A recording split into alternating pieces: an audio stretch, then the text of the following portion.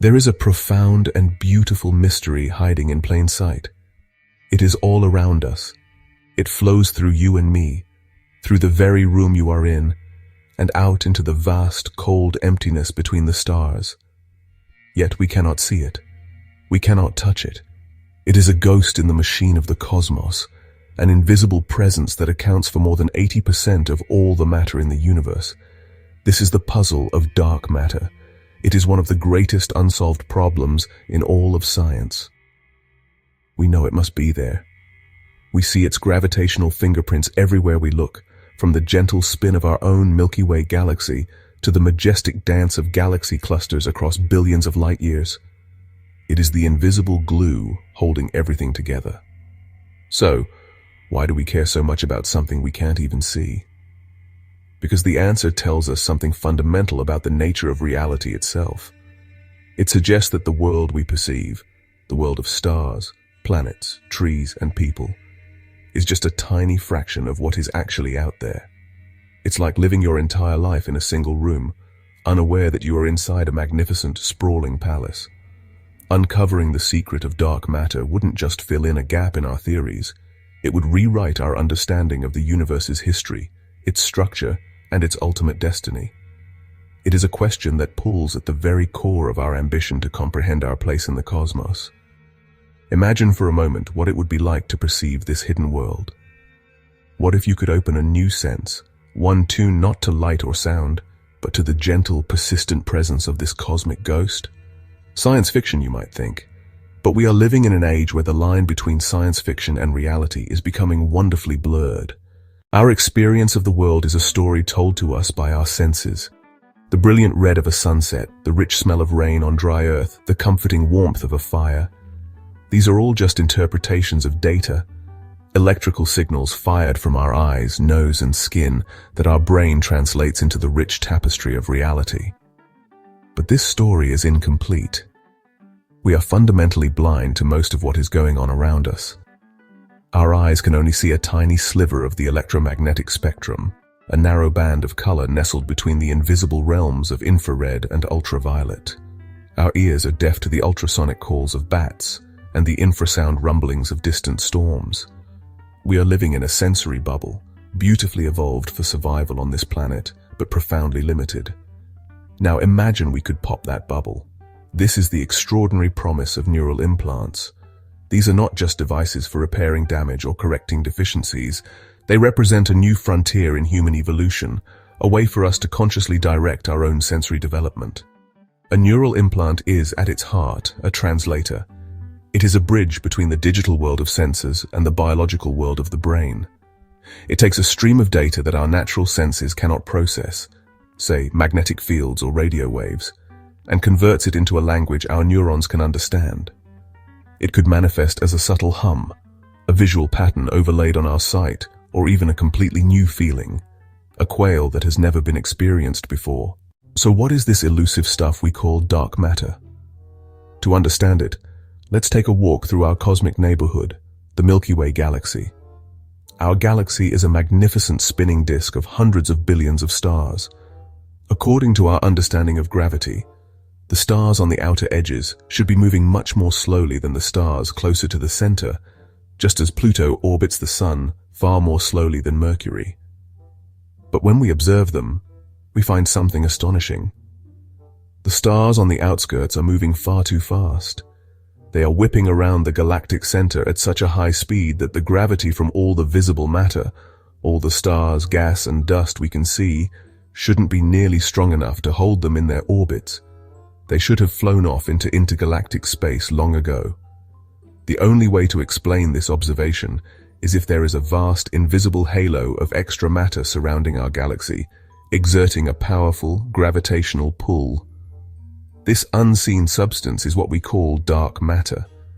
It doesn't shine, it doesn't reflect light, and it doesn't seem to interact with any of the forces that govern our everyday world, except for gravity. It is dark not because it is black, but because it is completely transparent to light and all other forms of electromagnetic radiation. It is the invisible scaffolding upon which galaxies are built. Without it, the beautiful spiral structures we see in the night sky simply wouldn't exist. They would have torn themselves apart. If dark matter doesn't interact with light or ordinary matter, how could a neural implant possibly allow us to sense it? The answer lies in a clever workaround. We wouldn't be detecting the dark matter particles themselves, but rather their only known effect, their subtle influence on the fabric of space-time. The implant wouldn't be a particle detector in the traditional sense. Instead, it would be an extraordinarily sensitive gravitational sensor, a microscale gravitational wave observatory wired directly into the brain. It would be designed to feel the tiniest, most delicate ripples and variations in the local gravitational field, fluctuations that are completely imperceptible to us now. Imagine the moment. A volunteer, let's call her Aris, lies in a quiet, shielded room. She is one of the first pioneers to receive the new graviceptive implant. For weeks there has been nothing but calibration, the faint background noise of the Earth's own gravity, a steady, monotonous hum that her brain has already learned to ignore. The scientists monitor their screens, watching the data stream from the implant. Then, it happens. A subtle shift in the signal. But for Aris, it is a revelation. I feel something. It's like a cold weight. It's moving. It's coming from over there. This first sensation would be a monumental event in human history, akin to Galileo first turning his telescope to the moons of Jupiter. It would be the first time a human being directly perceived the universe's hidden architecture. Once this technology becomes widespread, it would reshape daily life in ways both subtle and profound. Imagine walking through a bustling city. To your normal senses, it's a world of concrete, glass, light, and sound. But with a graviceptive implant, you perceive another layer of reality entirely. You feel the constant, steady pressure of the Earth's local dark matter density, a baseline hum. But as you walk past a large skyscraper, you might feel a slight shadow in this field. The immense mass of the building, made of ordinary matter, would displace a tiny amount of the dark matter, creating a subtle void, a dip in the pressure that your brain interprets as a cool spot in the otherwise uniform field. The new sense would inevitably find its way into our culture, inspiring new forms of art, music, and philosophy. Imagine a composer creating a symphony not of sound, but of gravitational sensation.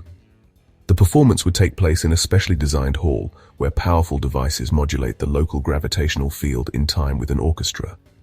The audience, all equipped with implants, would not just hear the music, but feel it as waves of pressure, lightness, and complex textures washing over them. With any technology that offers such a profound expansion of our senses, there come new and unforeseen dangers. What if the raw, unfiltered perception of the cosmos is not something the human mind is equipped to handle? Our brains have evolved within the protective bubble of Earth, shielded from the true violence and vastness of space. To suddenly feel the immense, crushing weight of the galactic core or the terrifyingly empty void between filaments of the cosmic web could be psychologically devastating. The journey to sense dark matter would ultimately lead us to the most profound questions of all. By expanding our perception to include the invisible majority of the universe, we would be forced to redefine our own place within it.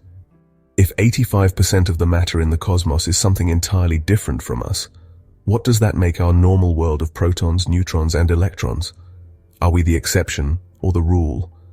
This new sense would provide a constant, tangible reminder that our reality is just a small, luminous island in a vast, dark ocean.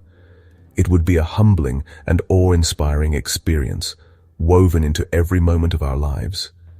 How would this change our perspective on life and consciousness?